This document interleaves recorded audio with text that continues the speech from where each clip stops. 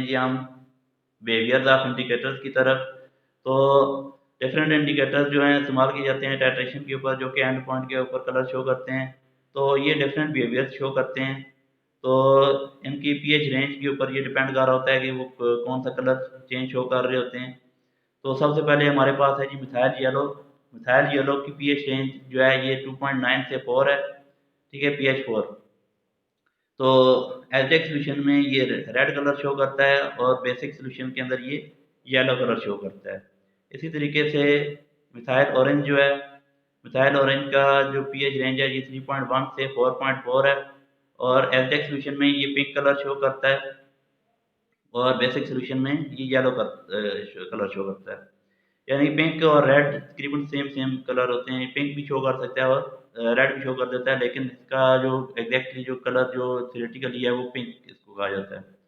इसके बाद methyl red भी है इंडिकेटर। मिथाइल रेड का जो पीएच रेंज है ये 4.2 से 6.3 तक है और इसका जो जो एस्टेट सोल्यूशन के अंदर ये कलर है ये रेड होता है और बेसिक सोल्यूशन के अंदर ये येलो होता है।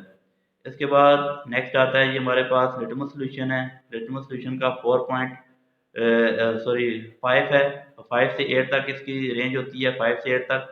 और एल्डेक सोल्यूशन के अंदर ये रेड होता है और बेसिक सोल्यूशन के अंदर ये ब्लू होता है। इसके बाद नेक्स्ट हम देखते हैं ये ब्रोमोथाइमोल ब्लू। ब्रोमोथाइमोल ब्लू का कलर जो है वो इनिशियल जो रेंज है ये 6 से लेके 7.6 तक है। एल्टेक सोल्यूशन का कलर जो होता है ये रेड होता है और बेसिक सोल्यूशन का ब्लू होता है, ठीक है। बेसिक सोल्यूशन के मतलब कि बेसिक सोल्यूशन में अगर इसको डालेंगे ना तो डिप करेंगे तो इसका कलर ब्लू होगा, या इसकी पीएच रेंज के अंदर आता है ये कलर। 7.6 से ऊपर जाएगा जब, तो उसका कलर ब्लू हो जाएगा। और इस तरीके से फिनोल्फेथलीन है। फिनोल्फेथलीन का इनिशियल कलर ये इसकी रेंज होती है 8.3 से 10 के दरमियान होती है और एल्डेक सोल्यूशन के अंदर ये कलरलेस हो जाता है और बेसिक सोल्यूशन के अंदर ये लाइट पिंक कलर दे रहा होता है। तो ये इसकी कलर चेंजेस हैं, या एसिडिक सोल्यूशन के अंदर कलर और बेसिक सोल्यूशन के अंदर कलर का कंपैरिजन है। ये कौन कौन से मीडियम के अंदर कैसा कैसा बिहेवियर शो करते हैं। तो ये एक बिहेवियर हमें देखना होता है, नोट रखना होता है। यानी कि आपने जो इनिशियल कलर देखा है सोल्यूशन का, तो जैसे ही वो रिएक्शन कंप्लीट होता है, एंड पॉइंट आता है, तो इंडिकेटर अपना कलर चेंज शो करता है। वो कलर चेंज आपने देखना होता है कि ये कौन सा कलर शो करेगा। तो ये आपको पता होना चाहिए कि ये कलर अब नेक्स्ट आएगा, वो इसका एंड पॉइंट कलर कहलाता है। इसके बाद चलते हैं कि हम टाइप्स ऑफ इंडिकेटर्स की तरफ। तो टाइप्स ऑफ इंडिकेटर्स के अंदर सबसे पहले है जी हमारे पास पीएच इंडिकेटर। ये तकरीबन पाँच टाइप्स हैं इसकी। तो सबसे पहले है हमारे पास, बल्कि 6 टाइप्स हैं। तो सबसे पहले है जी हमारे पास पीएच इंडिकेटर। पीएच इंडिकेटर और एसिड बेस इंडिकेटर भी कहते हैं। तो ये हाईली कलर डाइज होते हैं। They accept a change in color when pH of the solution is changed between the certain range। यानी कि ये अपनी जो सर्टन रेंज है उसके दरमियान जो है ना पीएच जब चेंज होती है तो ये अपने जो कलर है उसको चेंज करते हैं और इससे आपको एंड पॉइंट का अंदाज़ा होता है। तो इसके अंदर जो मेन जो पीएच इंडिकेटर के अंदर है इंडिकेटर वो है फिनोल्फेथलीन, जो मोस्टली कॉमन इस्तेमाल किया जाता है। और उसके बाद मिथाइल ऑरेंज भी है, मिथाइल रेड भी है और मिथाइल येलो भी है, ठीक है। इनको पीएच इंडिकेटर्स कहा जाता है क्योंकि ये पीएच के लिए ही इस्तेमाल किए जाते हैं। या इनको एसिड बेस इंडिकेटर भी कहा जाता है, यानी कि एसिड बेस के लिए ज़्यादातर इस्तेमाल किए जाते हैं। इसके बाद हमारे पास आता है सेकंड है इंटरनल इंडिकेटर्स। इंटरनल इंडिकेटर्स ऐसे इंडिकेटर्स होते हैं जो कि रिएक्शन में पार्टिसिपेट करते हैं। रिएक्शन में पार्टिसिपेट करने के बाद उसका जो कलर चेंज है वो शो करते हैं। तो और रिएक्शन के एंड पॉइंट के बारे में नोटिफाई करते हैं, ये बताते हैं। ऐसे इंडिकेटर्स को हम इंटरनल इंडिकेटर्स कहते हैं। जैसे हमारे पास KMnO4 है, पोटेशियम परमैंगनेट, पोटेशियम क्रोमेट वगैरह जो हैं ये इंटरनल इंडिकेटर के तौर पे इस्तेमाल किए जाते हैं। और KMnO4 जैसे इसको आप जो है सेल्फ इंडिकेटर या सेल्फ इंडिकेटर भी कहा जा सकता है, क्योंकि ये स्टैंडर्ड सोल्यूशन के तौर पे भी इस्तेमाल किया जा रहा होता है और साथ में इंडिकेटर के तौर पे भी इस्तेमाल किया जा रहा होता है। तो आप इसको सेल्फ इंडिकेटर भी कह सकते हैं। यानी कि ये खुद ही जो है ना ऐसा ऑक्सीडाइजिंग एजेंट इस्तेमाल किया जा रहा होता है रिडक्स टाइट्रेशन के अंदर, और साथ ही जो है ना खुद मतलब इसकी टाइट्रेशन के अंदर आपको इंडिकेटर की ज़रूरत नहीं पड़ती, ये खुद ही इंडिकेटर भी है, खुद ही स्टैंडर्ड सोल्यूशन भी है। और जहाँ पे इसको इस्तेमाल किया जाता है वहाँ पे फिर आप इंडिकेटर ना भी इस्तेमाल करें, ये खुद ही सेल्फ इंडिकेटर का काम कर रहा होता है। यानी स्टैंडर्ड सोल्यूशन भी होती है और इंडिकेटर भी होती है। इसके बाद पोटेशियम क्रोमेट है, पोटेशियम क्रोमेट का भी इस्तेमाल किया जाता है।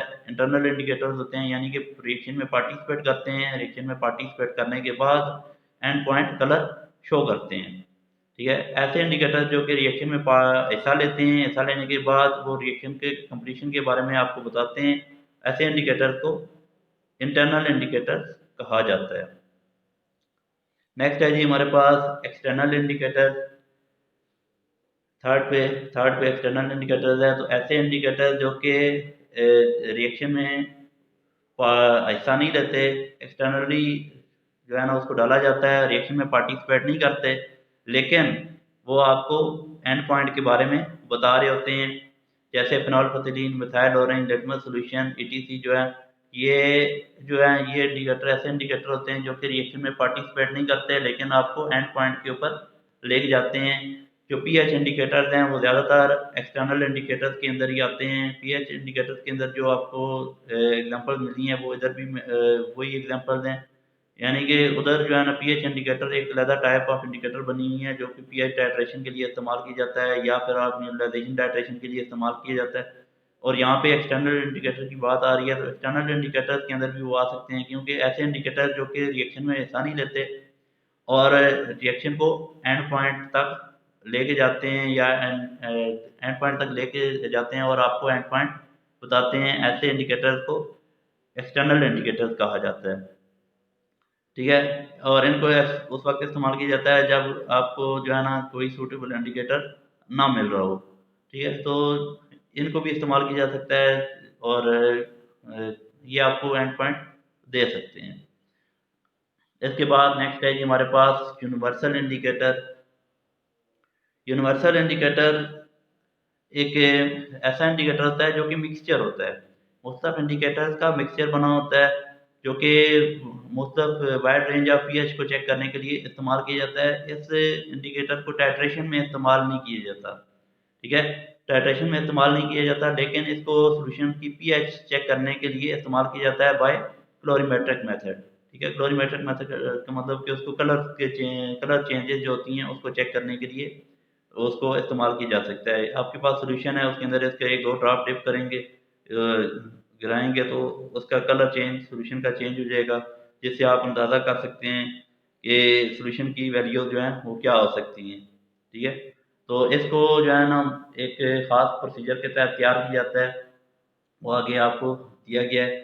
सबसे पहले आपने क्या करना है, 0.1 ग्राम फिनोल्फथलीन लेनी है, 0.2 ग्राम मिथाइल रेड लेना है, 0.3 ग्राम मिथाइल येलो लेना है, 0.4 ग्राम प्रोमोथाइमोल ब्लू लेना है, 0.5 ग्राम थाइमोल ब्लू लेना है, और इस सब को डिज़ोल्व करना है हमने 500 ml एब्सोल्यूट अल्कोहल के अंदर। ठीक है ना, एब्सोल्यूट अल्कोहल मतलब एथानॉल, एथानॉल अल्कोहल ही होती है।